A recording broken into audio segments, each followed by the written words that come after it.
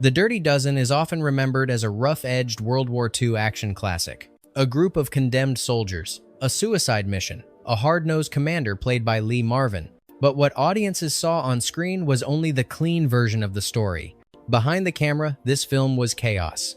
Actors were injured for real. Careers were nearly destroyed. Studio executives fought the director at every step, and several decisions made during production permanently changed how violence would be portrayed in Hollywood. This wasn't just a difficult shoot. It was a battle between artistic vision, studio control, and moral outrage, and the scars lasted long after the cameras stopped rolling. Today, we're uncovering what really happened during the making of The Dirty Dozen, starting with the detail that set the tone for everything that followed. Number 1.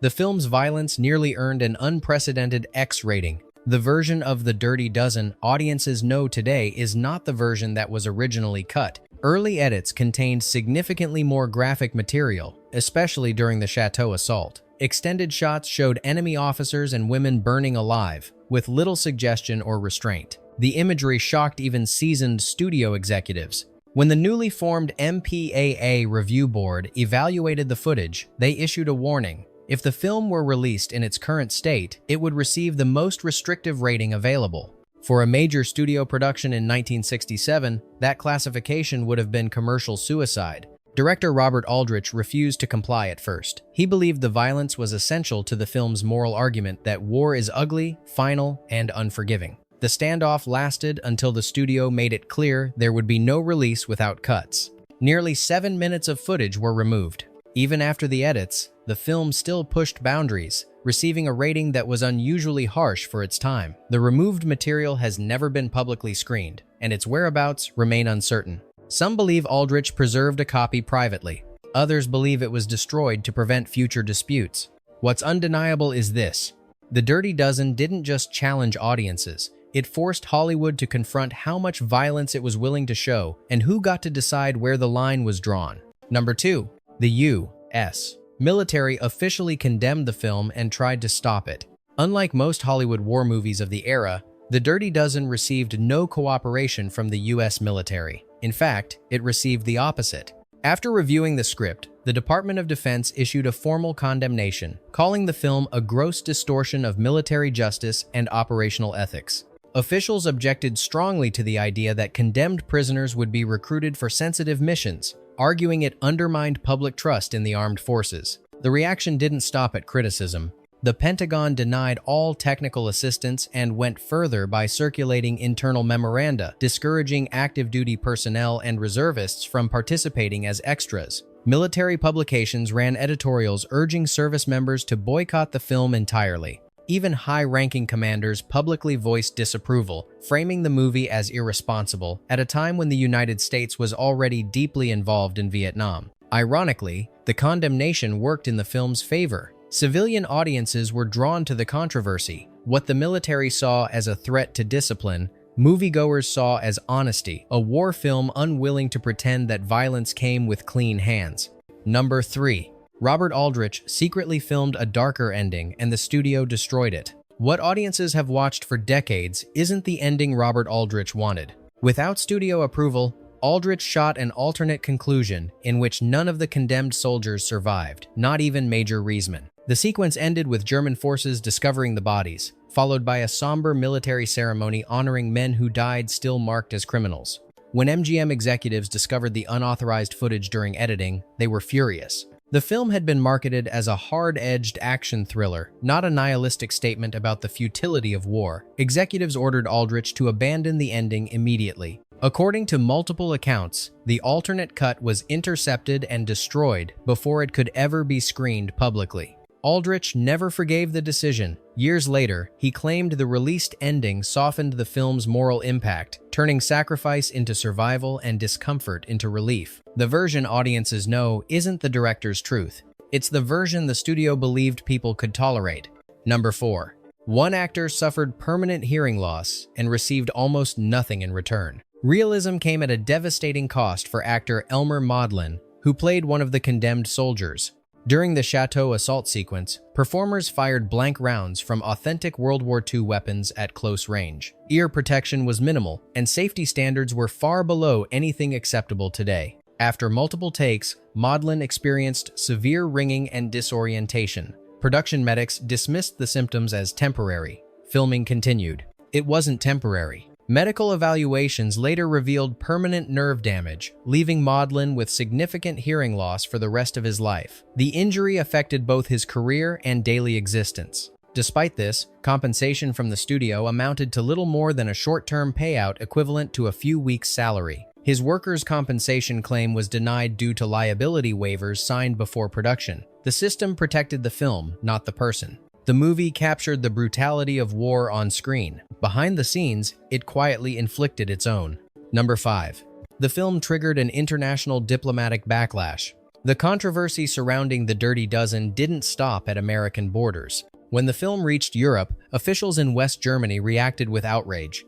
The depiction of American soldiers executing German officers, particularly during the chateau sequence, was viewed as morally inflammatory and politically dangerous, especially during the tense climate of the Cold War. Formal complaints were issued through diplomatic channels, warning that the film could damage NATO relations. The backlash escalated when several German theaters showing the movie received bomb threats, forcing temporary closures and heightened security. MGM panicked. To protect the film's commercial prospects in the German market, the studio authorized a specially edited version. This cut removed scenes involving women in the bunker and shortened several execution moments. Director Robert Aldrich publicly condemned the changes, calling the edited version a betrayal of the film's message. The incident marked a rare moment when a Hollywood war film became a diplomatic liability proof that The Dirty Dozen wasn't just controversial entertainment, it had crossed into political territory few studio films dared to enter. Number 6. A real-life Dirty Dozen unit contacted the filmmakers after production. During post-production, Aldrich received an unexpected package containing photographs, mission reports, and a handwritten letter from a former soldier claiming to have served in a classified World War II unit composed largely of military prisoners. The letter described operations that closely mirrored the film's premise. High-risk missions carried out by men offered reduced sentences in exchange for near-certain death. The documentation suggested these operations were real, but never officially acknowledged. MGM's legal department advised Aldrich to ignore the correspondence, fearing potential claims or controversy. Aldrich didn't listen. He met privately with the veteran and quietly incorporated several suggested details into the final edit. Publicly, Aldrich maintained that the film was fictional. Privately, he admitted it was closer to reality than audiences or institutions were comfortable admitting. The idea that The Dirty Dozen wasn't entirely imaginary only deepened its unease. It wasn't just a provocation. It may have been a reflection.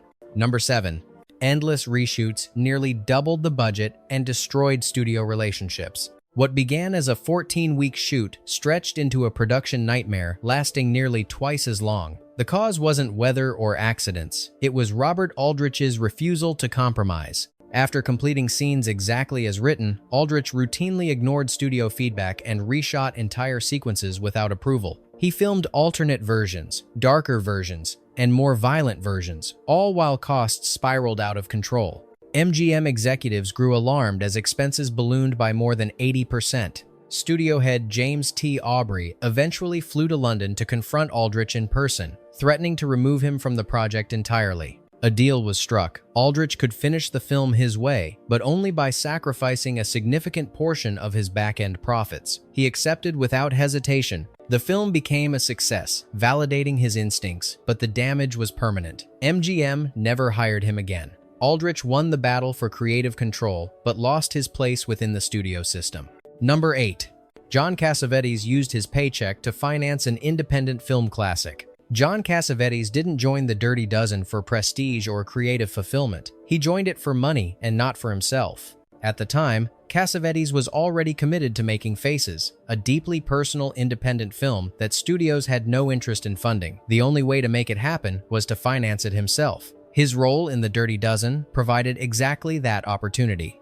Every dollar Cassavetes earned from the film went directly into Faces. The contrast between productions couldn't have been sharper. By day, he worked on a massive studio war film with hundreds of crew members and rigid schedules. By night, he edited raw footage for Faces in hotel rooms, planning scenes with a skeleton crew and borrowed equipment. Cassavetes openly admitted he felt conflicted. He viewed the role as a compromise, a way to survive within the system long enough to create something personal outside of it. The gamble paid off. Faces became a landmark in American independent cinema, while his performance in The Dirty Dozen proved he could navigate Hollywood on his own terms. The film didn't just shape war cinema, it quietly helped fuel the rise of independent filmmaking. Number 9.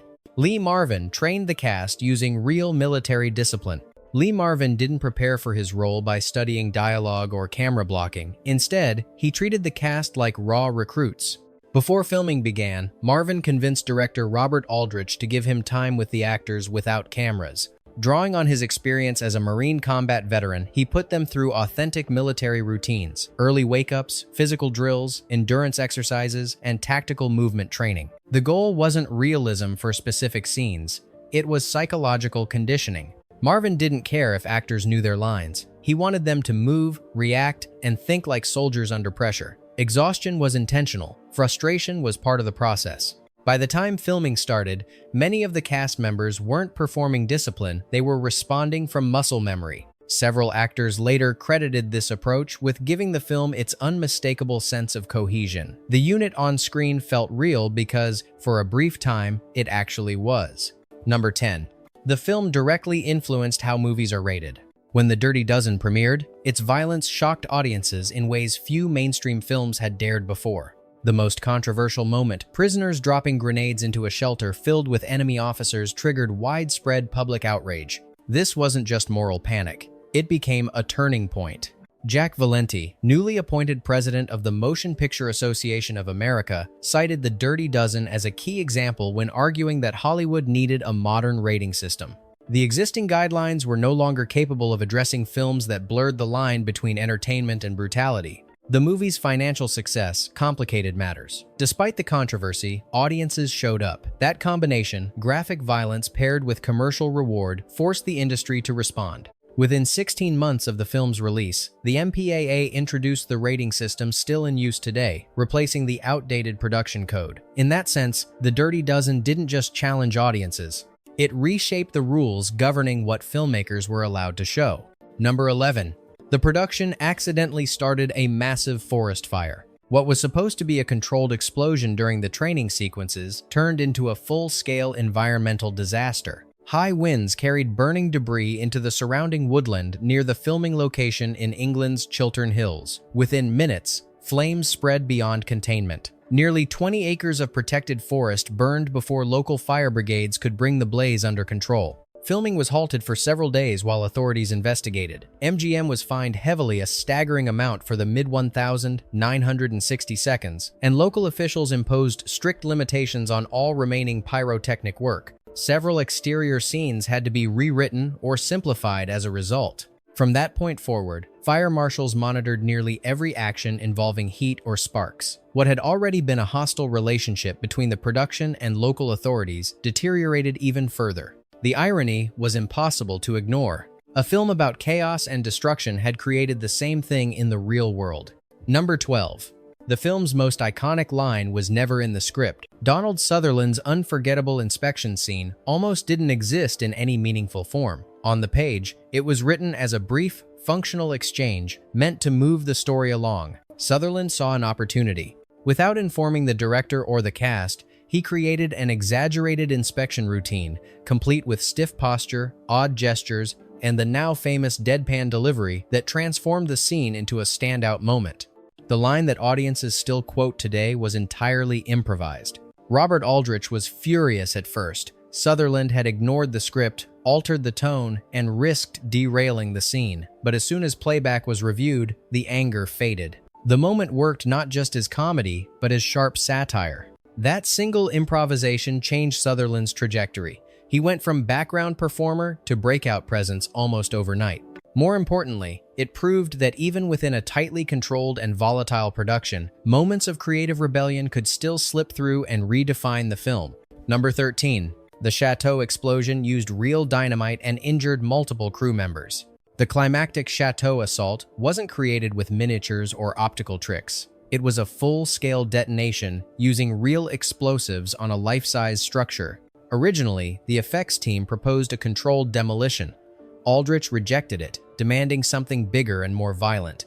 The final blast used far more dynamite than initially planned, pushing well beyond safety margins. When the explosion detonated, debris flew hundreds of yards past the established perimeter. Several camera operators suffered hearing damage despite wearing protection. A large timber struck a crew member, breaking his leg in multiple places. Even more alarming, Aldrich and several principal actors were positioned dangerously close to the blast, shielded only by a hastily built barrier that partially collapsed under the shockwave. Production didn't stop. The injuries were treated, reports were minimized, and filming continued. At the time, this level of risk was accepted as part of the job. Looking back, it stands as one of the most reckless, large-scale explosions ever staged for a studio film. Number 14. Charles Bronson and Telly Savalas genuinely hated each other. The hostility between Charles Bronson and Telly Savalas wasn't manufactured for the screen. It was real, constant, and deeply personal. The conflict stemmed from their completely opposite approaches to acting. Bronson was disciplined, reserved, and obsessively prepared. Savalas was spontaneous, improvisational, and frequently changed dialogue without warning. What began as irritation quickly turned into open contempt. Tensions finally exploded during the mess hall sequence. When Savalas improvised an ethnic slur that wasn't in the script, Bronson reacted instinctively. He punched him before the crew could intervene. The altercation was brief, but it was serious enough to force production to stop temporarily. Director Robert Aldrich made a deliberate decision not to discipline either actor. Instead, he adjusted blocking and scene pairings to keep their hostility visible on screen. Aldrich later admitted that the raw aggression between them couldn't be faked and shouldn't be wasted. The two men never worked together again. Their hatred didn't fade with time. It simply became another unspoken scar left behind by the production. Number 15. Jim Brown's involvement ended his football career and nearly erased his Hollywood future. NFL legend Jim Brown didn't just appear in the film, he paid for it with his entire career. Brown's contract allowed him to return to the Cleveland Browns in time for training camp, but as filming fell behind schedule, Aldrich refused to adjust the shoot to accommodate his football obligations. The decision forced Brown into an impossible position: abandon the film or abandon the sport. The situation worsened behind the scenes. Brown endured repeated racial harassment during production, including slurs written on his dressing room door. Studio investigations were minimal, and no meaningful action was taken. Faced with hostility and mounting pressure, Brown chose the film.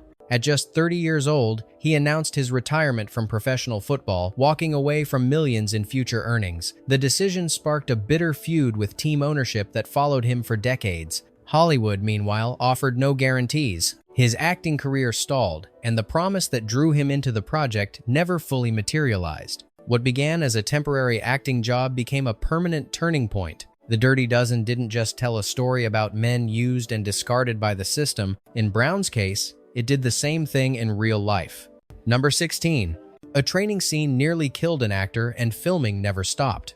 The Fortress training sequence looks controlled on screen. In reality, it was reckless. There were no safety harnesses, no padded landings, just wooden structures, ropes, and gravity. During one take, actor Tom Busby lost his grip more than 30 feet in the air. As he fell, his dog tag chain caught on a protruding nail, slicing across his neck. For a brief moment, he was nearly decapitated. The chain snapped just in time. Busby hit the ground hard, breaking his collarbone and suffering a deep laceration only millimeters from his jugular vein. Medics rushed in, treated him behind the camera, and production continued.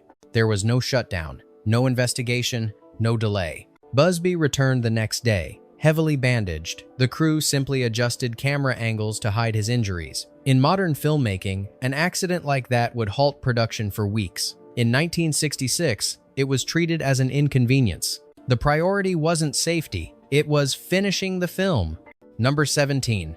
Lee Marvin was rarely sober during production, and the crew built the schedule around it. Lee Marvin's commanding presence as Major Reisman felt brutally authentic on screen. That realism didn't come only from acting skill or military experience. For much of the shoot, Marvin was functioning under constant intoxication. A decorated Marine veteran, wounded in the Pacific during World War II, Marvin carried lasting psychological scars from combat. Alcohol became his way of managing those memories, especially while performing scenes that mirrored real battlefield chaos. Most mornings began with beer mixed with vodka, and the drinking continued quietly throughout the day. The production knew Everyone knew. Instead of intervening, director Robert Aldrich adapted. Scenes were carefully scheduled to accommodate Marvin's recovery cycles. Assistants were assigned not to stop him from drinking, but to make sure he remained coherent enough to perform. Aldrich later admitted that Marvin delivered his best takes when left undisturbed, arguing that his control over the role never wavered. Remarkably, Marvin never missed a day of shooting, but the cost was invisible. The film captured the exhaustion, bitterness, and moral detachment of a commander who had seen too much, not because it was written that way, but because Marvin was reliving pieces of his own past. The line between performance and personal trauma blurred completely. Number 18. The cast was forced to live like prisoners in real military barracks. The actors didn't relax in hotels after long shooting days. They were deliberately housed in converted military barracks with almost no comfort. This wasn't a budget decision. It was psychological warfare. Director Robert Aldrich believed the film would fail if the cast felt too comfortable. He wanted tension, resentment, and forced camaraderie to bleed into their performances. By placing them in cramped quarters with cold showers, poor food, and zero privacy, he recreated a version of confinement the characters themselves were meant to endure. At first, the cast hated it. Complaints were constant, sleep was limited, tempers flared. But after a short time, something changed. The actors stopped behaving like individuals protecting their own space. They began functioning as a unit not out of friendship, but necessity. That environment came at a cost. Arguments escalated into physical confrontations. Fights broke out behind closed doors, including a notorious altercation that had to be broken up before it became serious. The stress was real, and Aldrich had no intention of easing it. What appeared on screen wasn't carefully rehearsed bonding. It was exhaustion, irritation, and forced loyalty captured exactly as the director intended. The film didn't just portray men trapped together. It put its actors in the same position and let the pressure do the rest. Number 19. John Wayne rejected the lead role and openly condemned the film. Before Lee Marvin ever stepped into the role of Major Reisman, the part was offered to John Wayne. At the time, Wayne was the most recognizable face in American war films, and MGM believed his involvement would legitimize the project instantly. Wayne read the script and refused almost immediately. His objection had nothing to do with money or scheduling. He was morally repulsed by the premise. The idea of American soldiers executing enemy officers in cold blood crossed a line he wasn't willing to touch. To Wayne, the film didn't just challenge military ethics, it insulted them. What made this rejection unusual was how far Wayne went afterward. He didn't quietly pass on the role. He actively criticized the project, privately urging other actors to stay away and reportedly referring to the film as un-American. In an era when Hollywood war movies were expected to reinforce clear ideas of heroism, The Dirty Dozen did the opposite, and Wayne wanted no part of that. Ironically, his refusal reshaped the film's identity. With Wayne gone, Aldrich leaned fully into the moral ambiguity that had caused the rejection in the first place. Casting Lee Marvin, a real World War II combat veteran, gave the film a harder, more cynical edge. Marvin didn't play Reisman as a symbol of American virtue. He played him as a man who understood violence because he had lived through it. The result was a war film that no longer sought approval from traditional patriotism. And that uncomfortable tone would follow The Dirty Dozen for the rest of its life, praised by audiences, questioned by institutions, and rejected by the very figures who once defined the genre. Number 20. The film was never supposed to be called The Dirty Dozen. For most of production, the movie carried a very different working title, Operation Dirty Dozen. Studio executives believed the word operation would make the film sound more respectable, more traditional, and easier to sell as a standard war picture. Director Robert Aldrich hated it. To him, the story wasn't about a mission. It was about men who had already been discarded by society. He argued that adding operation softened the brutality of the premise and distracted from the moral ugliness at the center of the film. Behind closed doors, Aldrich clashed repeatedly with MGM executives, insisting the title should focus on the men, not the military framing. Test screenings eventually proved him right. Audiences reacted more strongly to the stripped-down title, finding it harsher and more unsettling. When the studio finally agreed to drop Operation, it established a pattern that would define the entire production. Aldrich pushing for darkness and moral discomfort, while the studio tried to keep the film palatable. That tension never went away. In fact, it only escalated from there. A time capsule from the film may still be buried and no one knows where. On the final days of production, away from producers and studio representatives, Lee Marvin gathered a small group of cast members at the primary filming location in Hertfordshire, England.